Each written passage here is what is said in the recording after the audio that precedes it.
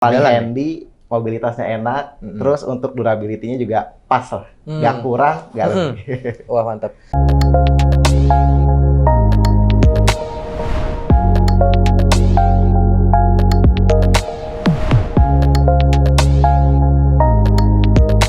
Hai Sobat Bimwika, balik lagi nih di acara podcastnya Bimwika. Kali ini kita mau sharing-sharing sama pilot drone Bimwika nih. Nah, jam terbangnya udah tinggi banget gitu.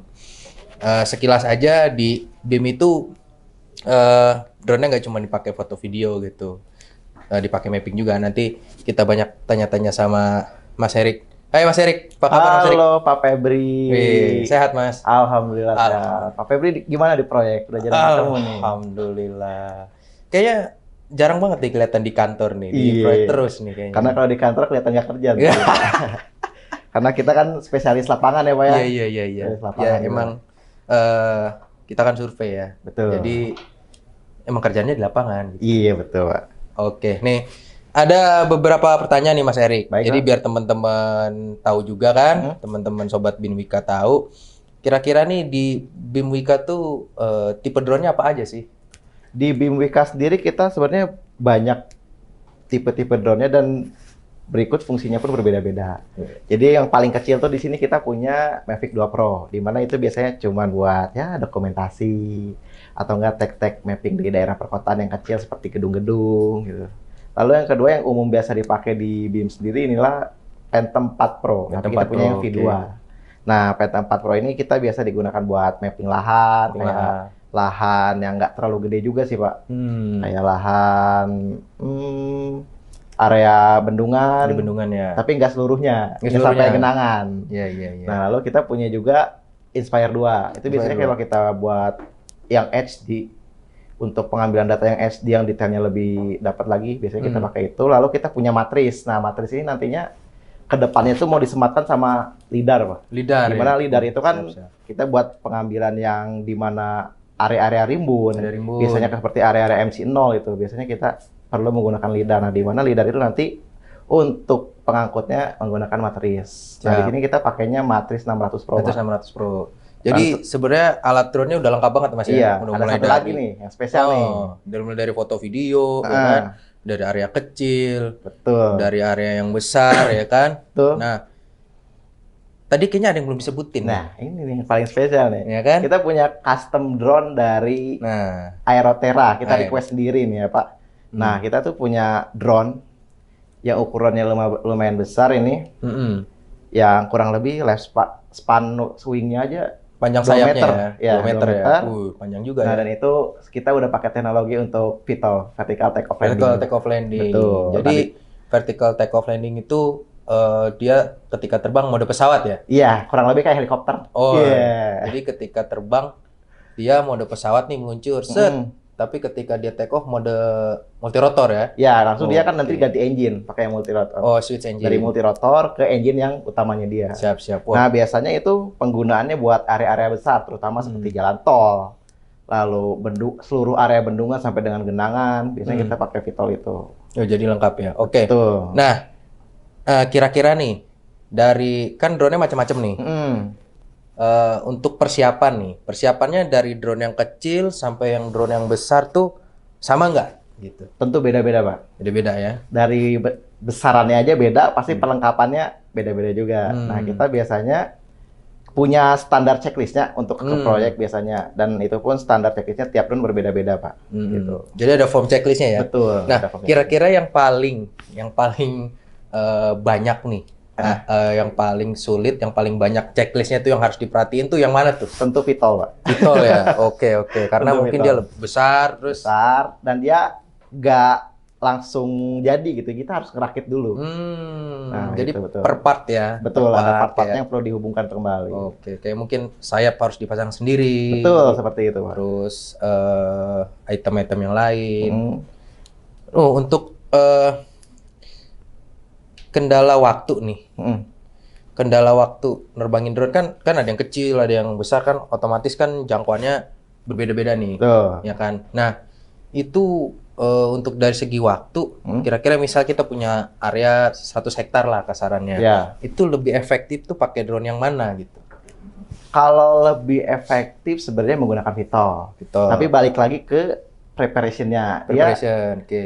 Dan kebutuhan pengambilan datanya itu urgen atau tidak. Hmm. Kalau urgen mungkin kita langsung menggunakan VTOL karena itu oke. bisa hanya 1 kali atau 2 kali terbang bisa kecakup semua. Mm-mm. Tapi kalau emang nggak urgen biasanya kita pakai Inspire atau Phantom 4 itu udah cukup sih Pak. Cukup ya. Betul. Jadi kan karena lebih ke preparation ya, Betul. preparationnya kalau pakai yang gede kan ribet, Nah, banyak, mobilitasnya sulit, belum lagi perizinan adjustment sulit, dan segala gitu. macam yang lain-lain ya. Betul. Jadi lebih worth it pakai yang Pen 4 Pro Betul. atau Mavic 2 Pro kan Betul. gitu. Oke.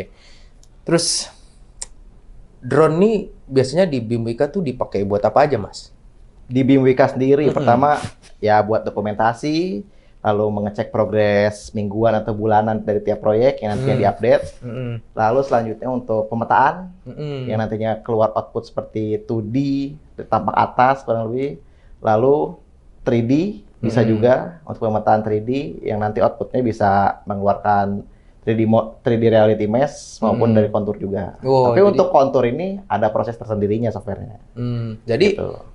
si drone ini bisa menghasilkan sampai ortofoto 2D gitu ya, Betul, terus 3D bisa, ya. bisa. Nah, buat klarifikasi juga bisa kayaknya tuh. Tentu bisa. Wah, mantap-mantap. Jadi teknologi drone tuh sekarang nggak cuman buat foto video, tapi juga bisa buat kebutuhan survei, Betul. ya kan? Sekarang Buat lagi tren kebutuhan- banget nih, Pak. Nah, buat klarifikasi itu udah keren banget. Iya. Jadi sebenarnya teknologi ke depan tuh yang kayak gini ya kan? Betul. Wah, mantap memang. Terus gini, kan drone-nya beda-beda juga tuh. Yang gede ya ribet lah ininya lah gitu. Ya. Nah, dari segi maintenance nih, perawatan, itu lebih enak yang mana nih ngerawatnya?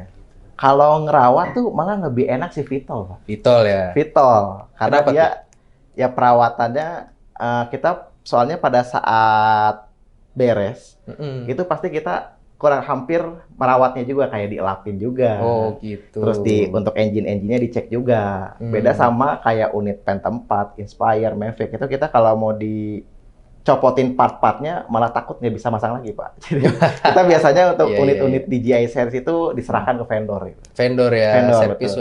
emang yang khusus Iya, DJI ya. karena takutnya pertama ya nggak tahu juga, sama takutnya merusak segel kalau masih garansi. Gitu, Pak. Iya, benar-benar. Jadi lebih enak rawat Vitol karena dia bagiannya per part ya. Betul. Jadi per part. ketika ya amit-amit kita crash nih, ya ya, kan? Jadi lebih, wah ini enak nih, tinggal pasang. Jadi nggak butuh Betul. waktu lama gitu. betul untuk partnya. Oke. Nah, kira-kira yang paling sering digunakan di BIMWIKA tuh drone-nya tipe apa, Mas? Phantom 4 Pro. Phantom 4 Pro ya. Wah, Paling andalan. handy, mobilitasnya enak, terus untuk durability-nya juga pas lah. Nggak kurang, nggak lebih. Wah, mantap. Sama ini, kira-kira kendala di lapangan tuh apa yang sering ditemuin nih? Misalkan kita punya area, misalnya nih panjangnya 10 kilo. Nah, nih kendala di lapangan tuh ketika mau nerbangin drone tuh apa kira-kira?